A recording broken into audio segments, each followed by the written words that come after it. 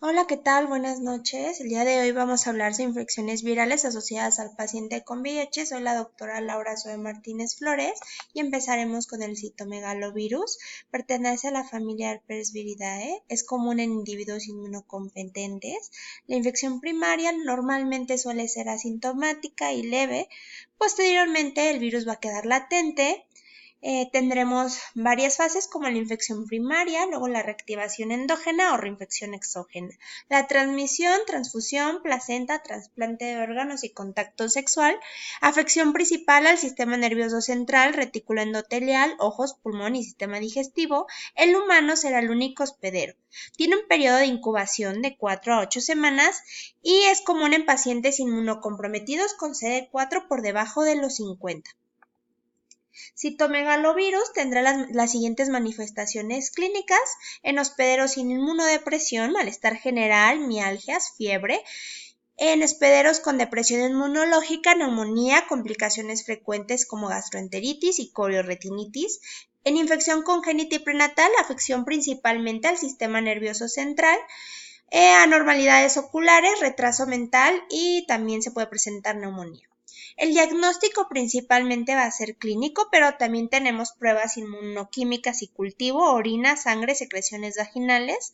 Podemos encontrar IgM por 2 a 3 meses en personas sanas con ELISA, detección de antígeno PP65 por inmunofluorescencia o PCR en distintos líquidos y muestras para biopsia.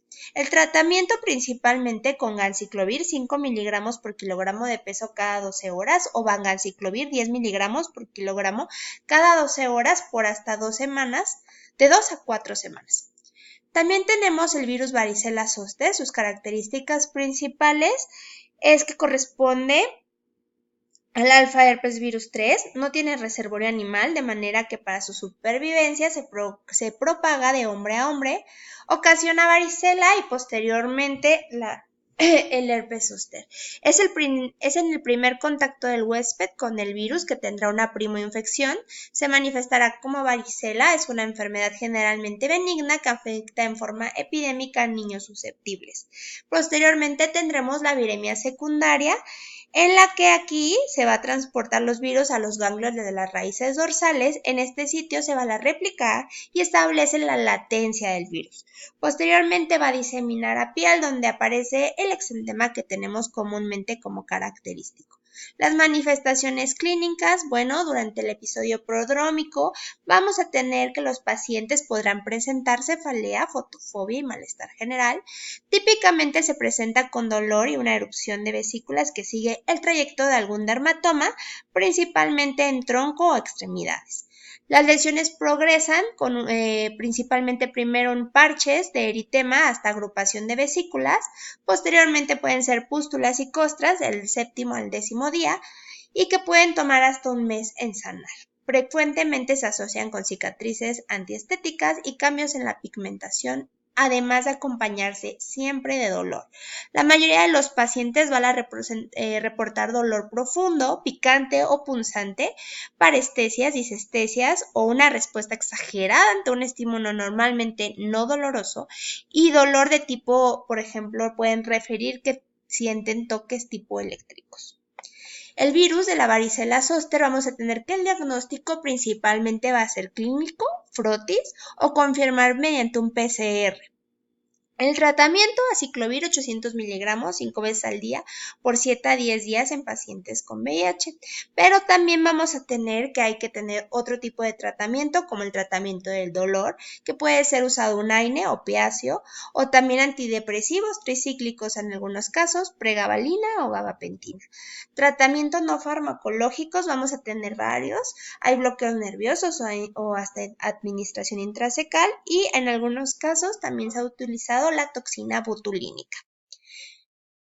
Vamos a tener también el virus herpes simple, que sus generalidades van a ser que se pertenece a la familia Herpesviridae. La infección primaria ocurre a través de los ojos o de alguna pequeña herida en el epitelio nasal, bucal o incluso en piel. Cuando se produce una reactivación, el virus puede viajar de forma anterógrada hasta la periferia, donde da lugar a las lesiones más recurrentes.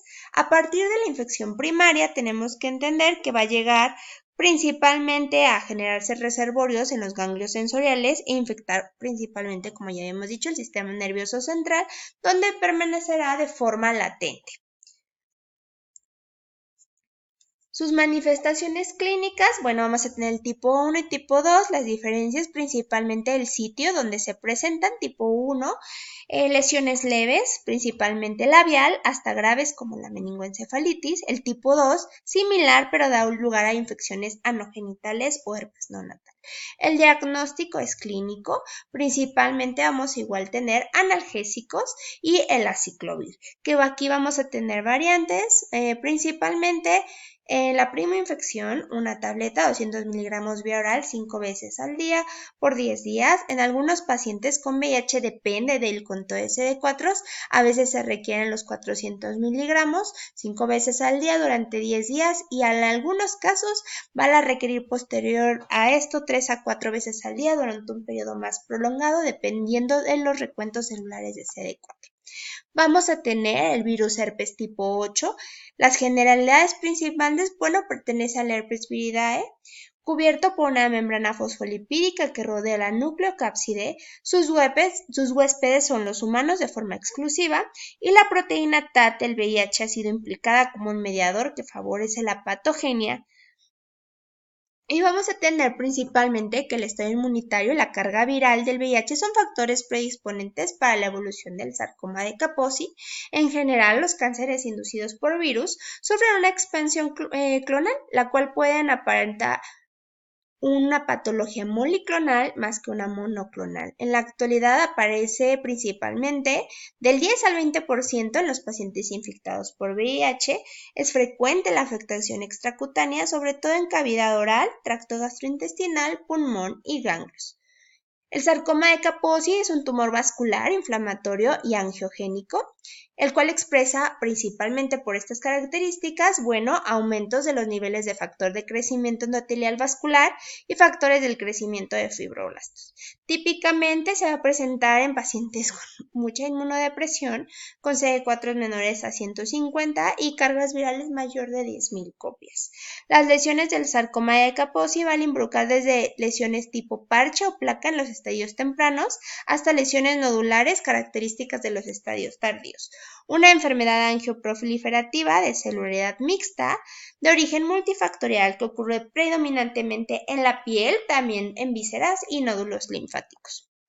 Diagnóstico principalmente clínico, lesiones cutáneas hiperpigmentadas, pápulas de color azul o púrpura o nódulos, y la biopsia va a ser nuestro estándar de oro. La fase inicial del tratamiento, bueno, va a depender también de la fase en la que se encuentre el paciente, de sus niveles de CD4 y de carga viral, pero principalmente un estadio T0. La fase inicial es el tratamiento antirretroviral y en muchas ocasiones va a tener una remisión con esto.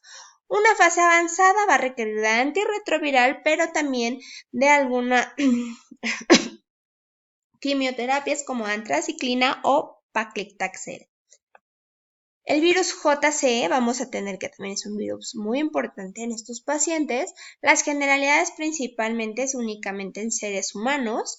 Después de una infección asintomática que ocurre generalmente en la infancia, el virus permanece latente en riñones, médula ósea y tejido linfoide. La leucoencefalopatía multifocal progresiva es una condición grave secundaria a la infección por el virus JC, derivada principalmente de la deficiencia de inmunidad celular innata o adquirida. Es más frecuente en personas afectadas por el síndrome de inmunodeficiencia adquirida y se observa sobre todo en pacientes usuarios de drogas por vía parenteral, así como de inmunodeficiencia avanzada. ¿Qué quiere decir esto? El paciente probablemente tendrá menos de 150 CD4.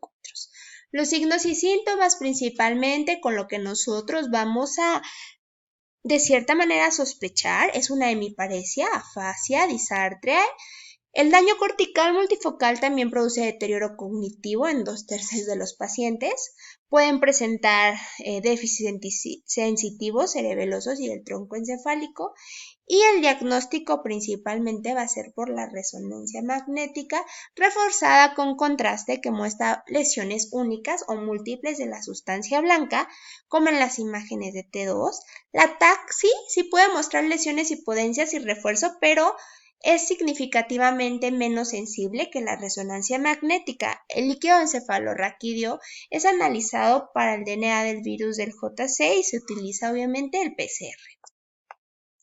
Tratamiento, principalmente vamos a tener que estos pacientes tendrán un tratamiento de sostén. El tratamiento principalmente es sintomático.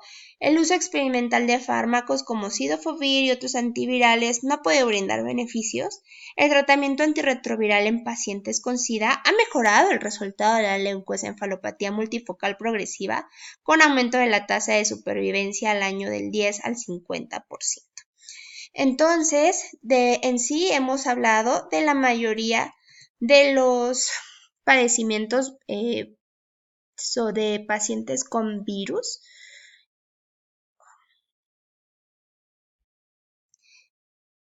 Entonces, en conclusión, hemos terminado con las patologías por virus en pacientes con inmunodeficiencia humana. Esto sería todo por el día de hoy. Nos vemos hasta la próxima.